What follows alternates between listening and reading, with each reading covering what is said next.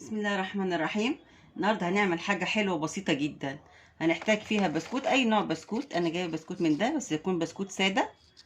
هنحتاج فيها معلقه سكر او معلقتين حسب انت بتحب السكر قد ايه، ومعلقه نشا ومعلقه دقيق. انا وبيضايه وزبده ولبن. انا هعمل الحاجه في القالب ده، قالب صغير، فالكميه هتكون صغيره. انت لو عايزه تكتري بتضاعفي الكميه. اول حاجه البيضايه، لو انت هتضاعفي الكميه تحطي 2. هكسر البيضايه واحط عليها السكر وهقلبهم كويس جدا، لازم تقلبوا كويس جدا. وهحط معاهم طبعا الفانيليا بتاعتي، دايما تقع مني الفانيليا، وهقلب كويس قوي كده لحد لما يتجانسوا مع بعض.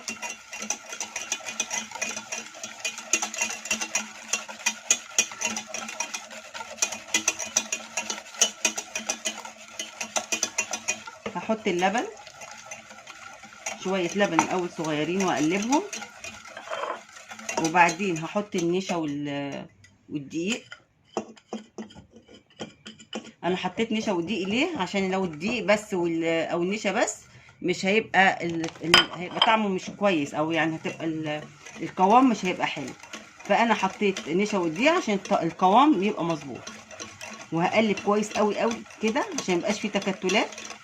وكل ده على البارد، مش بعملها على البوتاجاز. انا هقلب الاول كده اهو، شوفوا اهو لحد لما الخليط بقى عمل كده. وهزود السكر بقى، اللبن تاني، بقيت اللبن كده، وهحطه على النار. هروح احطه دلوقتي على البوتاجاز. اهي كده بقى، انا بعد ما خلصتها حطيتها على البوتاجاز وبدات تعلي، ما هي على ال اللي هي دي المضرب السلك بدا يعلم، يبقى هي كده، هي كده تمام. هبتدي بقى احط الزبده في الاخر اهو، وهي هتدوب الزبده مع سخونيه الكريمه. دلوقتي معانا شويه لبن دافيين، تحط لها اي طعم انت عايزاه، طعم كاكاو، طعم نسكافيه. انا هحط طبعا نسكافيه او قهوه اللي يعجبك. انا هحط معلقه نسكافيه كده عشان تديني طعم القهوه. برضو ممكن القهوه التانية، ممكن نسكافيه، اي حاجه، اي طعم انت عايزاه بتعمليه. ببتدي بقى احط البسكوت فيه واحده واحده. طبعا البسكوت بتاعي طلع صغير، مش مشكله بقى، كده بشربه.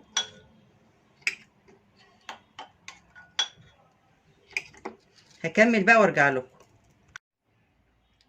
دلوقتي انا عملت اول طبقه.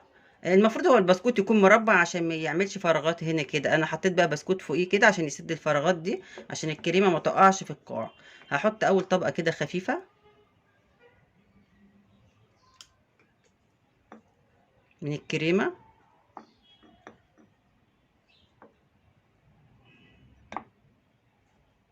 اهي. طبعا هي بطعم القهوه او نسكافيه جميله جدا. وهعمل كمان طبقه فوقيها. وخلصت الطبقه التانية من البسكوت، هحط برضو طبقه فوقيها من الكريمه.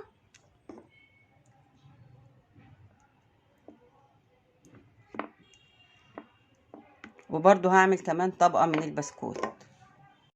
وكده انا خلصت 3 طبقات من البسكوت وفوقها الكريمه، ودي اخر طبقه من الكريمه انا حطيتها.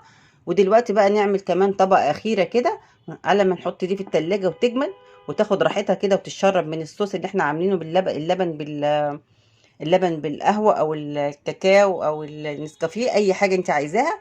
وحطها في التلاجة ونعمل الصوص بقى اخر طبقه. ودلوقتي بقى هنعمل ايه؟ هنعمل اللي هو صوص الشوكولاته، اللي هو الجناش اللي هنحطه اخر طبقه في في الحلو بتاعنا اللي احنا عملناه. خدت كوبايه سكر بودره الحجم ده. انا على فكره انا بعمل كميه على قد اللي انا عاملاها. انا عامله صينيه صغيره، فبعمل الكميه صغيره على قد الحاجه اللي انا عاملاها. انت عايزه تكتري كتري. وكوبايه ونص كوبايه لبن من التلاجة عادي اهو، نص كوبايه.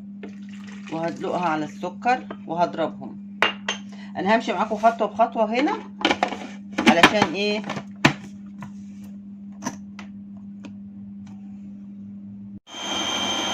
احنا ليه بنقول سكر ناعم؟ اما كده انا بقول ليه سكر ناعم، لان السكر الناعم اللي هيديله قوام كويس، فما تحطيش سكر خشن، حطي سكر ناعم.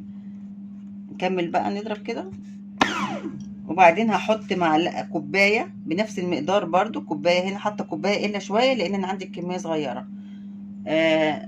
لبن بودره اي نوع انت عايزاه، دلوقتي لبن البودره بيتباع في اكياس صغيره، ممكن تشتري يعني. وبنفس الكوبايه حطيت برضو نفس المقدار اهو، كوبايه الا شويه كاكاو خام.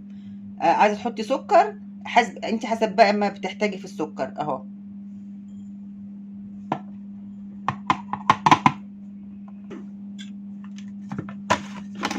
هقفل عشان لو في حاجه في الجناب امسحها، يعني انزلها ما يبقاش في حاجه في الجناب كده اهو. دلوقتي خلاص هو كله اتضرب، بس هضربها تاني عشان الحاجات اللي في الجناب دي اهي اهو. هنضرب تاني بس ضربه صغيره كده عشان الحاجات اللي احنا نزلناها من الجناب اهو. اتعملت قدامكم الوصفه والطريقه اهي، شوفوا شكلها هيبقى طالع عامل ازاي اهو.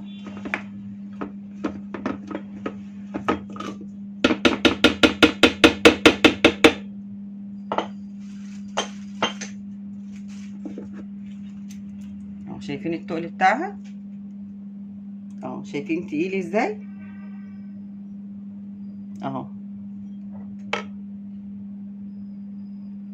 ودلوقتي هنحطها على الكيكه اللي احنا عاملينها او الحاجه الحلوه اللي احنا عاملينها. وخرجت الصينيه اهو من التلاجة، وهنبتدي بقى نحط الصوص بتاعنا الجميل الشوكولاته اللي احنا عاملينها اهو. طعمه رائع رائع رائع، شايفين شكله عامل ازاي.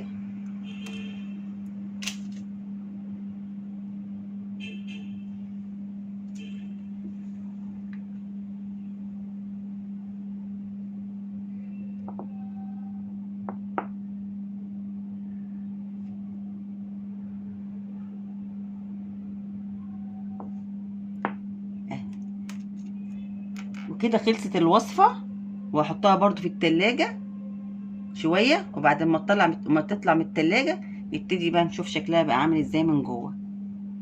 نفسي تجربوها وتقولوا لي رايكم فيها. دلوقتي خرجنا بقى الحاجه الحلوه من التلاجة، وهنشوف شكلها بقى عامل ازاي.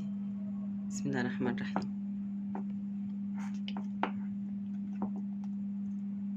اهي. هو ده شكلها، شوفوا شكلها عامل ازاي، والكريمه نازله منها من كل حته وكده. شوف بقى الطعم بقى،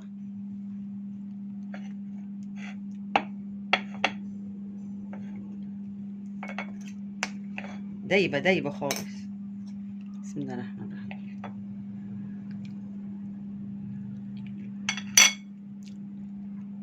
الله، تسلم ايدي. يلا اعملوها بألف هنا وشفا ليكم لما تعملوها، يا رب تكون عجبتكم. شكرا.